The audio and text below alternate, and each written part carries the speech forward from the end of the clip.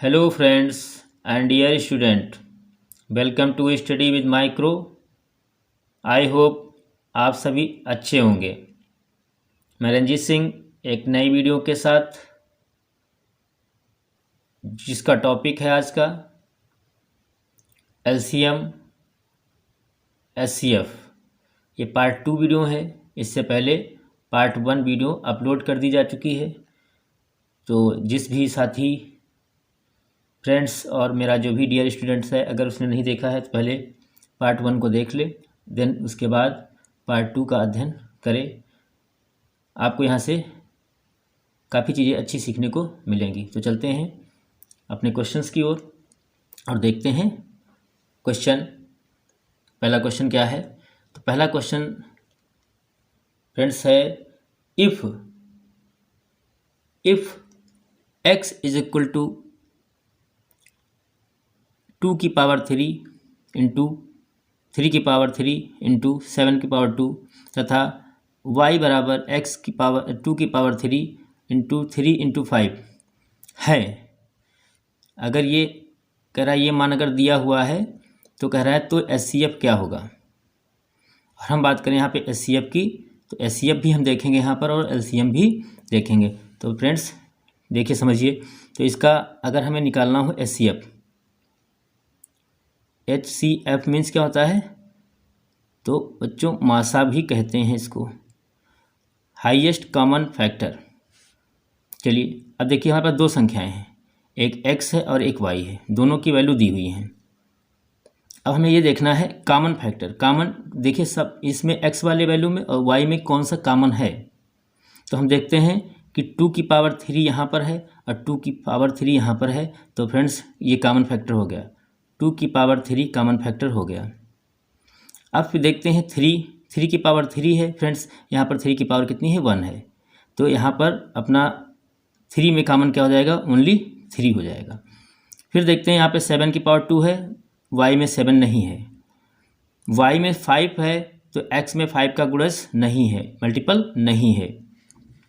तो यही अपना आंसर हो जाएगा बच्चों। तो विकल्प में अगर ये है तो ये रखिएगा, अगर ये नहीं है तो यहाँ पर इसको स्पेंड कर दिए थोड़ा सा। तो ये देखो, जब किसी की पावर जितनी होती है मीन्स वो उतनी ही टाइम्स उसको हम मल्टीपल में राइट कर सकते हैं, लिख सकते हैं। और 3, अब इनका सबका मल्टीप्लाई कर दीजिए। तो ये हो जाएगा 2 2 जा 4 और 2 4 जा 8 और 8 3 जा 24। ये हो जाएगा 24, आंसर हो जाएगा। 2 दूनी 4 दूनी 8, 8 3 24, ये अपना आंसर हो जाएगा। अगर फ्रेंड्स मेरे प्यारे बच्चों इसी सवाल में अगर कहता कि एचसीएफ मासा की जगह पे कहता लासा फाइंड करो, तो दे दो, यहाँ से लासा भी निकाल दो। तो हम लिख लेते हैं एलसीएम। बच्चों एलसीएम को क्या कहते हैं? लैसा। लासा नहीं कहते हैं, हम लोग कह देते हैं मासा लासा। मासा नहीं होता, मैसा लैसा। या इसको हम बोलेंगे हाईएस्ट कॉमन फैक्टर, देन इसको बोलेंगे हम लोएस्ट कॉमन फैक्टर। तो देखो फ्रेंड्स, इसमें क्या होता है, हमने कहा पहले मासा में तो होता है, जो मैसा होता है एचसीएफ होता है उसमें कॉमन फैक्टर होता है। इसमें कैसे निकालेंगे? तो फ्रेंड्स देखते हैं, हमने कहा ना इसमें टोटल छोटी से छोटी संख्या ली जाती है इसमें। तो कहा गया इसमें देखो कितना है, तो ये दोनों में कॉमन मिल रहा है, तो इसको तो लेंगे ही हम। तो 2 की पावर 3 तो हम लेंगे ही यहाँ से। यहाँ पर 3 की पावर 2 है, देखो यहाँ पे 3 है, यहाँ पे 3 की पावर 3 है, यहाँ पर 3 है, यानी ये वाला 3 इसके अंदर है और इसकी हम हाईएस्ट कॉमन फैक्टर लेंगे। तो ये हो जाएगा 3 की पावर 3 हो जाएगा। और इंटू देखो यहाँ पे 7 है, वहाँ 7 नहीं तो हम 7 की पावर भी ले लेंगे, और जब 5 है वहाँ 5 नहीं तो हम 5 भी ले लेंगे।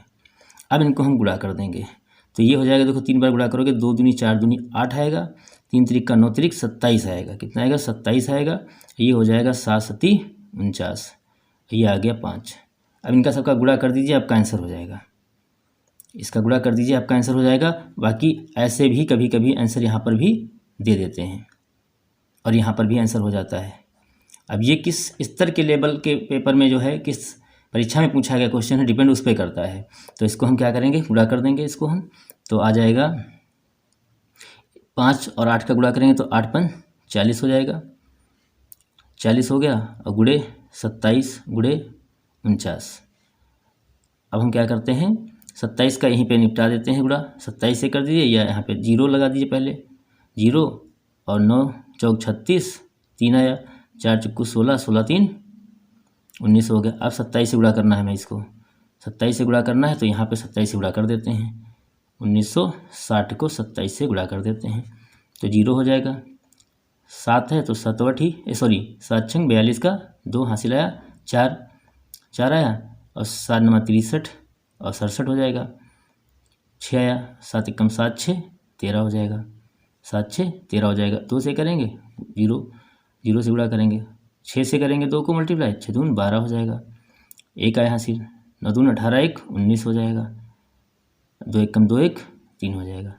इसको जोड़ देंगे बच्चों, ये हो जाएगा अपना 9 3 12 4 1 5, ये हो जाएगा 52,920, ये लासा हो जाएगा। यानी लासा वो संख्या होती है जिससे शेष जो संख्या दी होती है उसको क्या करती हैं, डिवाइड कर देती हैं। यहाँ पे हम इस पैटर्न का सवाल किए हैं तो यहाँ पे हमने कहा पावर दी होती, बस ये अभाज्य गुणनखंड ही हैं, बस इनको पावर्स के रूप में लिख दिया गया है। चाहे तो इसको हम ऐसे भी लिख सकते थे 2 गुणे 2 गुणे 2 3 गुणे 3 गुणे 7 गुणे 7 ऐसे लिखते, फिर दोनों में कॉमन फैक्टर ढूंढते। चलिए अगला क्वेश्चन देते हैं।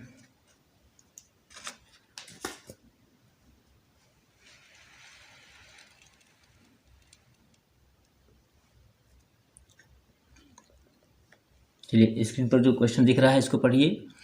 कह रहा है 3 संख्याएं हैं, 3 संख्याएं दी हुई हैं जिनका अनुपात दिया है 1:2:3 के अनुपात में है और उनका मैसा यानी कि एचसीएफ जो है वो कितना है 12 दिया हुआ है।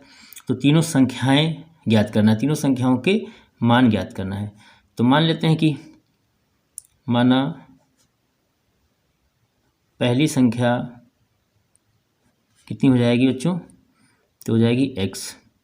इसी प्रकार से दूसरी कितनी हो जाएगी, दूसरी जो संख्या होगी वो हो जाएगी 2x और तीसरी संख्या जो होगी वो थर्ड डाल दीजिए बच्चों, थर्ड संख्या तो कितनी हो जाएगी, वो हो जाएगी 3x। ये तीनों संख्या हो गई। अब देखो तीनों संख्या है और मासा दिया हुआ, यानी मासा जो दिया हुआ है वो इन तीनों संख्याओं में होगा, क्योंकि मासा वो संख्या होती है जो दी गई संख्या, कोई भी संख्या है, पहली संख्या है उसका मासा अगर 12 है तो उसका भी उसी में मासा होगा, उस संख्या के अंदर वो होगा। इसका मतलब उस संख्या के अंदर वो संख्या दी हुई होगी तो उसका मासा क्या होगा, उन सभी संख्याओं में इंक्लूड होगा। तो यानी कि हम क्या लिख सकते हैं इसको, तो इसको हम लिख सकते हैं संख्याएं क्रमशः हमारी क्या आ जाएंगी। तो ये मासा जो है, जैसे ये x है, देखो बच्चों मेरे ध्यान समझिएगा, देखो हमने कहा ये संख्याओं का अनुपात दिया है तो x और 2x y ये संख्या मान ली हमने। तो जो ये मैसा दिया हुआ है HCF, ये HCF इस संख्या में भी है, इसमें भी है, इसमें भी है। तो हमने कहा इसमें कॉमन फैक्टर हमारा क्या हो रहा है, s हो रहा है। तो हम इसी को क्या करते हैं, तो अगर निकाल दें यहाँ से तो क्या करेंगे, यहाँ पे लिख देते हैं मैसा बराबर 12। इसलिए पहली संख्या बराबर 1x मीन्स 1 इंटू एक्स, यानी कि मासा कितना हो जाएगा 12 हो जाएगा। तो ये हो गया 12 एकम 12 हो गया। ऐसे दूसरी संख्या लिखेंगे, दूसरी संख्या 2x है तो ये हो जाएगा 2 इंटू 12, तो ये हो जाएगा 12 दूना 24 हो जाएगा। इसी तरीके से बच्चों तीसरी संख्या निकालेंगे हम, तीसरी संख्या बराबर 3x, तो ये हो जाएगा 3 इंटू x, क्योंकि ये जो x है बच्चों देखो सब में है, जो सब में होता वही संख्या क्या होती मासा, यानी ये यही तो मासा है जो सब में है। तो मासा क्या है 12, तो 12 का मान रख दीजिए यहाँ पे, संख्याएं आपकी आ जाएंगे 36 आ जाएगा। तो ये बच्चों अपनी संख्याएं हो जाएंगी। चलिए अगला क्वेश्चन निकले लेते हैं। और हाँ बच्चों कहीं कभी कभी ना ये भी आ जाता है ऐसा ही सवाल, कहता है 3 संख्याएं दी हैं, 2 संख्याएं दी होती हैं, उनका मैसा दिया होगा और फिर पूछेगा क्या, फिर पूछता है कि संख्या ज्ञात करो और फिर कहेगा उन संख्याओं का योग क्या होगा। यानी कि सभी मतलब तीनों संख्याओं का, सभी संख्याओं का योग बताइए, योग। तो बच्चों ना इसको जोड़ देंगे हम, इसको हम जोड़ देंगे और अपना आंसर हो जाएगा। तो ये हो जाएगा 4 2 6 और 6 2 12, 12 का 2 हासिल आया 1, हासिल आया 1, 3 2 5 5 1 6 6 1 7, ये 72 अपना बच्चों आंसर हो जाएगा। तो क्वेश्चन समझ आ गया। सेम क्वेश्चन दिया है, उसको देखते हैं, समझ लेते हैं। ये रहा सवाल।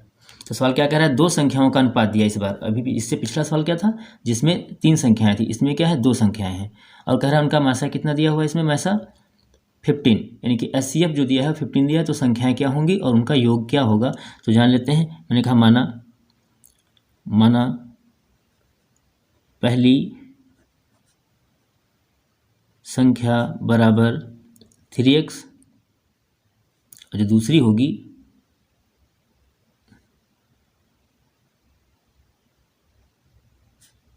दूसरी संख्या बराबर कितनी हो जाएगी फ्रेंड्स, तो हो जाएगी 4x हो जाएगी, 4x हो जाएगी। अब कह रहा है HCF दिया हुआ है, HCF दिया हुआ है 15 दिया है।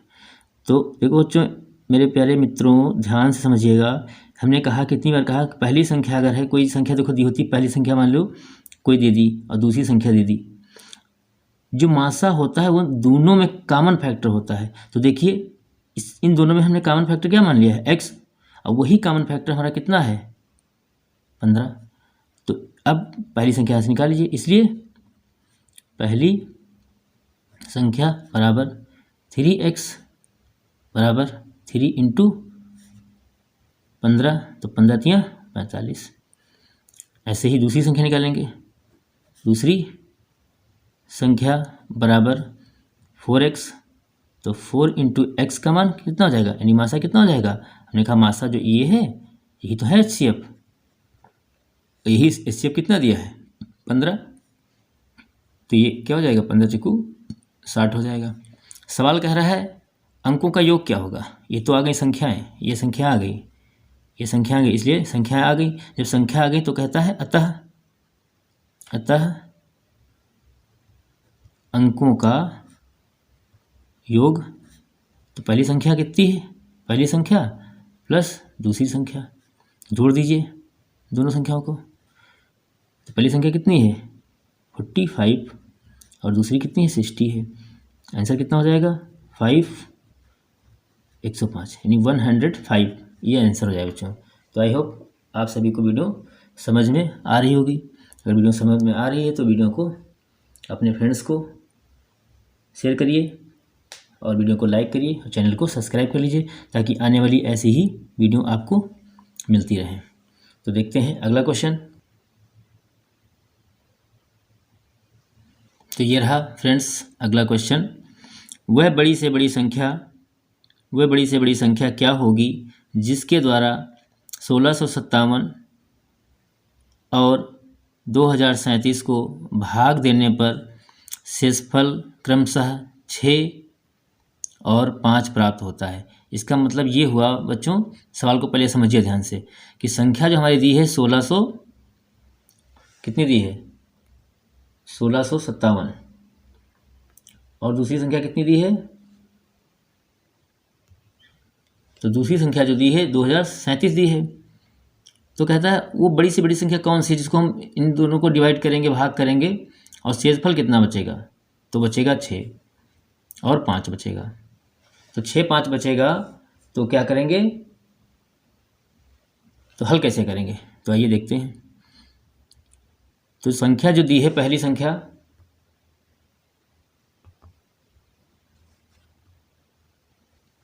जो दी है यानी 1657, इसमें जो शेष बचता है उसको हम क्या करेंगे घटा देंगे, इसमें से हम क्या करेंगे घटा देंगे, तो ये हमारी पहली संख्या हो जाएगी। तो कितनी बची पहली संख्या, तो ये बची 1651। ऐसे ही दूसरी संख्या निकाल लो, दूसरी संख्या, तो दूसरी संख्या कितनी है 2037 है। इसको भाग करते हैं तो क्या शेष बचता है, तो कह रहा 5 बचता है। मैंने कहा 5 घटा दो। अब यहाँ पे सवाल में ऐसे ना 2 भी संख्याएं हो सकती हैं बच्चों, यहाँ पर 2 भी संख्याएं हो सकती हैं और यहाँ पे 3 भी संख्याएं हो सकती हैं। इसी तरीके से शेषफल उसमें भी क्रमशः बढ़ता रहेगा। तो संख्याएं चाहे 2 हो चाहे 3 हो, करने का तरीका आपका यही रहेगा। तो ये घटाते हैं तो कितना प्राप्त होता है, 20, 3 और यहाँ पे बचेगा 2, 2032 बचेगा। अब हम क्या करेंगे, तो मैंने इससे पहले भी आपको बताया था पहली वीडियो में कि जब संख्या दी हो तो और कह रहा है बड़ी से बड़ी संख्या, और बड़ी से बड़ी संख्या कह रहा है, इसका मीन्स क्या है, इसका मीन्स है बड़ी से बड़ी संख्या HCF। क्या है, HCF है। तो हमें HCF फाइंड करना है। तो हमने कहा था सबसे अच्छा तरीका क्या है, भाग विधि द्वारा इसको हम क्या करें, हल कर दें भाग विधि द्वारा। तो देखते हैं इसको भाग करते हैं। तो हमने कहा था बड़ी संख्या को क्या करेंगे, छोटी संख्या से भाग करेंगे। तो ये एक कम ही लग जाएगा, तो एक कम करो लगेगा तो हो जाएगा 1651 हो जाएगा। जब घटाओगे तो कितना आएगा, एक यहाँ पे बचेगा, एक हासिल आएगा, यहाँ पे 13 हो जाएगा, 13 में से 5 गए तो 8 बचेगा, यहाँ पे 9 बचा, 9 में से 6 गया तो 3 बचेगा। अब इससे भाग किया जाएगा फिर इसको, तो ये हो गया 51। तो ये देखो कितनी बार लगेगा टेबल, तो लगभग 5 या 15, ज़्यादा हो जाएगा तो 4 बार लगा दीजिए। 4 एकम 4, 4 बट 32, 4 बट 32 और 4 एक 12, 12 3 15, 1524 आ गया। घटाओगे तो यहाँ पे हासिल जाएगा 11 हो जाएगा, 11 में से 4 गया 7 बचेगा, 4 में से 2 गया 2 बचेगा, 6 में से 5 गया 1 बचेगा। 300 उतार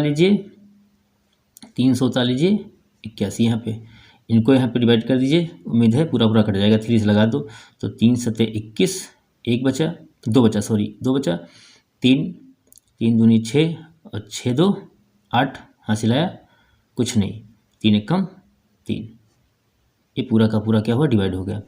तो अपना आंसर कितना हो जाएगा, मासा बराबर जो हो जाएगा वो हो जाएगा 127। इसी को हम कहते हैं HCF। तो फ्रेंड्स ये हो जाता है अपना आंसर। अगर यहाँ पे ये हम जानना चाहें कि इसको भाग करें, अब देखो ये मासा है, अब आप इसको भाग कर सकते हैं, 1657 को भाग करिए, आपको शेषफल कितना प्राप्त होगा, 6 प्राप्त होगा। तो ऐसे भी हम सवालों को क्या कर सकते हैं, जांच कर सकते हैं और चेक कर सकते हैं इसका आंसर क्या होने वाला है। तो आइए देख लेते हैं अगला क्वेश्चन, यहाँ पे एक ले लेते हैं।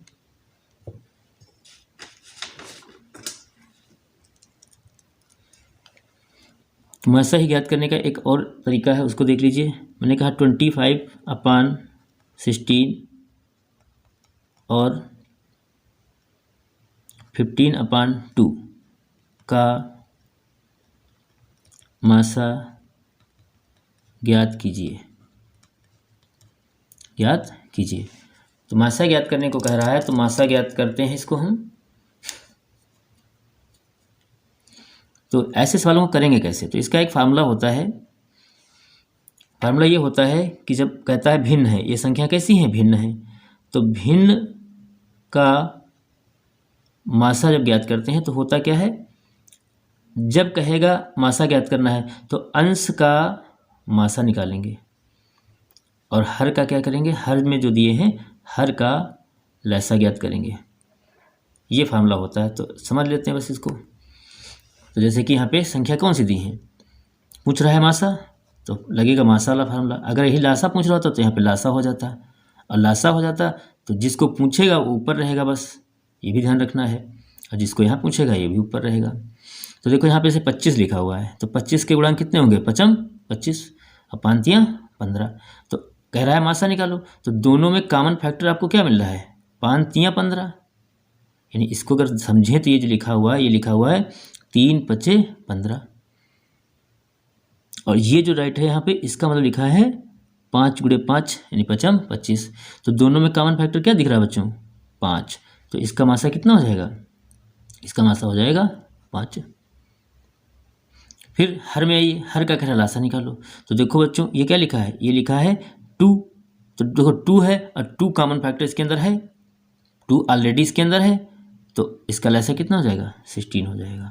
बाकी करने का वही तरीका है, आप इस तरीके से 16 लिखिए, 2 लिखिए, ऐसे लासा निकाल दीजिए।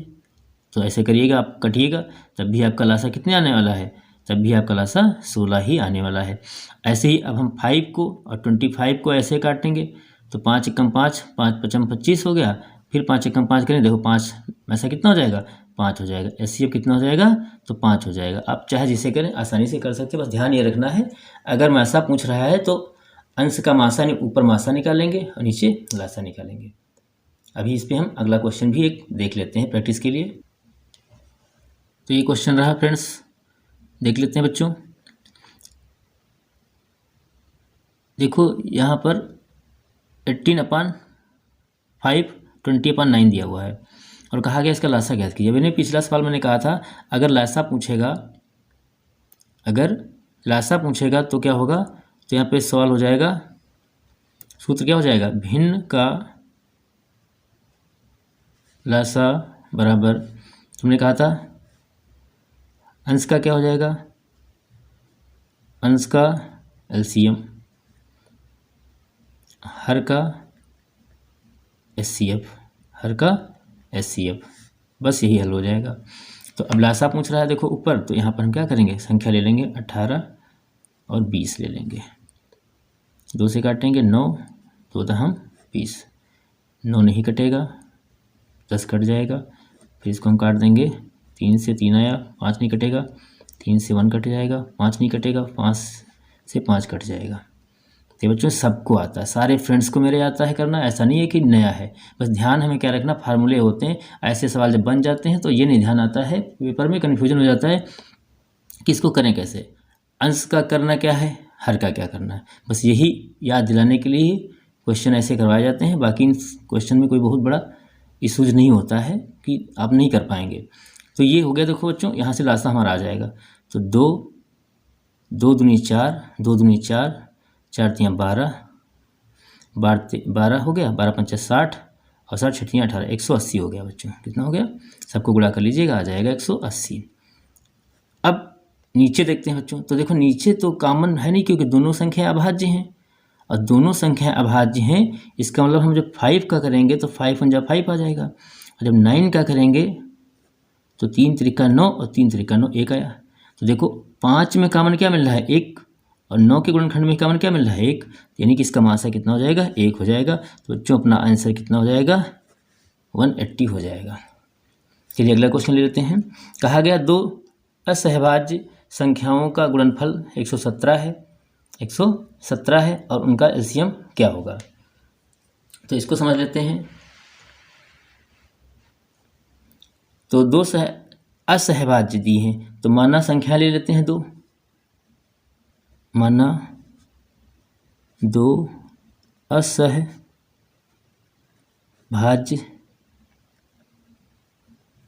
संख्याएं x और y हैं, x और y हैं, इसलिए x इंटू वाई बराबर कितना हो जाएगा, 117 हो जाएगा, क्योंकि सवाल कह रहा है दोनों संख्याओं का गुणनफल कितना हो जाएगा, 117 हो जाएगा। अब कह रहा है लासा निकालना है, यानी कि एलसीएम। तो एलसीएम क्या होगा बच्चों, तो एलसीएम होता है इन संख्याओं का गुणनफल, यानी इन संख्याओं का गुणनफल ही क्या होता है, यानी कि इन संख्याओं का गुणनफल। अब इन संख्याओं का गुणनफल, तो इसमें संख्या कौन सी है, तो यहाँ पे संख्या दी है 117, चूंकि ये कैसी हैं, सह अभाज्य हैं, तो इनका एक ही तो गुणज होगा, यानी कि एक ही से गुणा करेंगे। क्यों, क्योंकि जो सह अभाज्य संख्याएं होती हैं, तो बच्चों पहले तो इसका एलसीएम कितना हो गया, एलसीएम हो गया 117 हो गया। अब कंडीशन ये है कि कहा गया जो एलसीएम होता है वो जब दोनों संख्याएं होती हैं, तो जैसे कि देखो हमने कहा एक संख्या 2 है, एक संख्या 2 है और दूसरी संख्या 3 है, तो इनका लासा कितना होगा, इनका लासा कितना होगा, तो इनका गुणा कर दीजिए, तो क्या है 6, इनका लासा कितना होगा 6, तो इनका लासा जो होगा वो 6 ही होगा, और वही जो एलसीएम हो जाएगा उसका। अब ये जो 6 लिखा है, तो अगर इनका कह रहा है इन संख्याओं का गुणनफल, तो इन संख्याओं में एक ही तो हमें संख्या पता है, यानी गुणनफल ही तो पता है, तो ये अभाज्य संख्या है, तो इसका मल्टीपल कितना हो सकता है, 1 हो सकता है। और यही कंडीशन होती है कि सह अभाज्य जो होती हैं असह अभाज्य संख्याओं का जो मासा होता है वो सदैव 1 होता है। तो इसका 1 से गुणा किया तो कितना हो गया, तो 117 एकम 17 हो जाएगा। तो ऐसे देखो 2 और 3 भी क्या है, सहज, क्योंकि इनका मासा कितना है 1, इनका मासा कितना है 1। तो बस ये ध्यान रखना है। एक बात यहाँ पर एक कथन लिख लेना नोट में, नोट असहभाज्य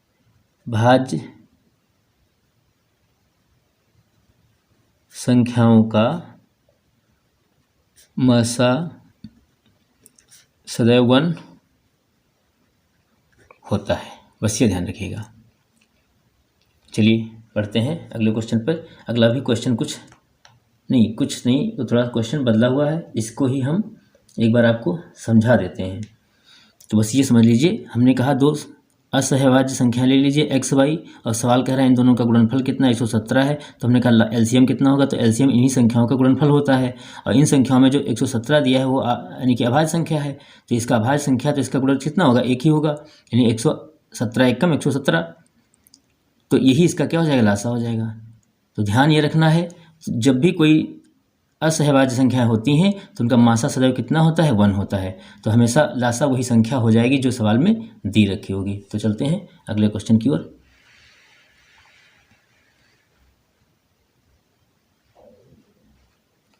दो संख्याओं का गुणनफल दे दिया है, तो फिर संख्या मान लेते हैं तुरंत इसमें। माना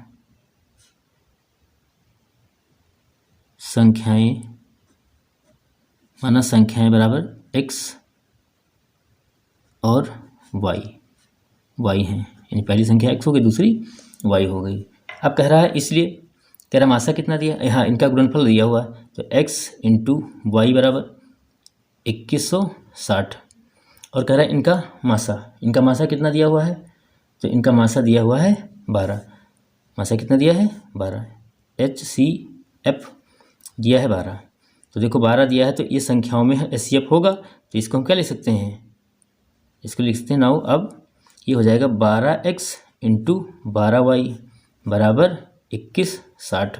इनका मल्टीप्लाई कर दीजिए, या सीधे x इंटू वाई 2160 बराबर इधर आ जाएगा 12 गुणे 12 इधर आ जाएगा पान में। तो इसको हम काटेंगे अगर 6 से, तो ये कटेगा 36 आएगा, 6 से काटेंगे इसको तो आएगा 6 दून 12। फिर इसको काटेंगे 6 से काटेंगे, अगर एक जीरो भी देखो यहाँ पे है, तो 6 से काटेंगे 6 छंग 36, या ऐसे काट दीजिए 6 छंग 36 जीरो और 6 दून 12, और ये आ गया 2 एकम 2 2 एकम 2 4 हो गया, ये आ गया 15 15 चौको 60।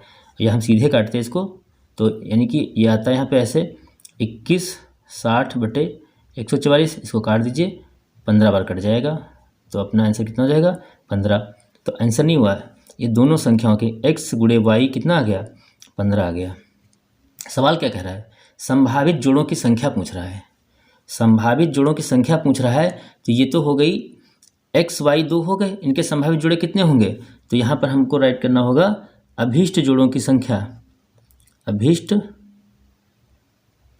जोड़ों की संख्या, जोड़ यानी पेयर या युग्म कह सकते हैं, युग्म, ठीक है। तो कितने हो जाएंगे देखो, तो 1 गुणे 15, एक तो ये हो जाएगा 15 एकम 15 हो गया। दूसरा हो जाएगा 3 गुणे 5, अब 3 पचे 15 हो जाएगा। अब हम इसको रिवर्स नहीं लिख सकते उल्टा कि 5 पहले कर लें बाद में, तो संभावित युग्म ये हो जाएंगे। तो इनकी संख्या कितनी आ गई, संभावित युग्मों की संख्या कितनी आ गई 2 आ गई। तो आंसर क्या हो जाएगा अपना, युग्मों की संख्या जो होगी वो कितनी हो जाएगी 2। ये अपना बच्चों आंसर हो जाएगा। तो आई होप वीडियो आप सभी को समझ में आई होगी, और नहीं आई तो जो भी सवाल नहीं समझ में आया तो वीडियो को एक बार रिवाइंड करके देख लीजिए, निश्चित ही आपको समझ में आ जाएगी। काफ़ी अच्छी वीडियो रहेगी आपको, और वीडियो देखने के लिए बहुत बहुत धन्यवाद। मिलते हैं नेक्स्ट वीडियो में, तब तक के लिए जय हिंद, जय भारत, जय संविधान।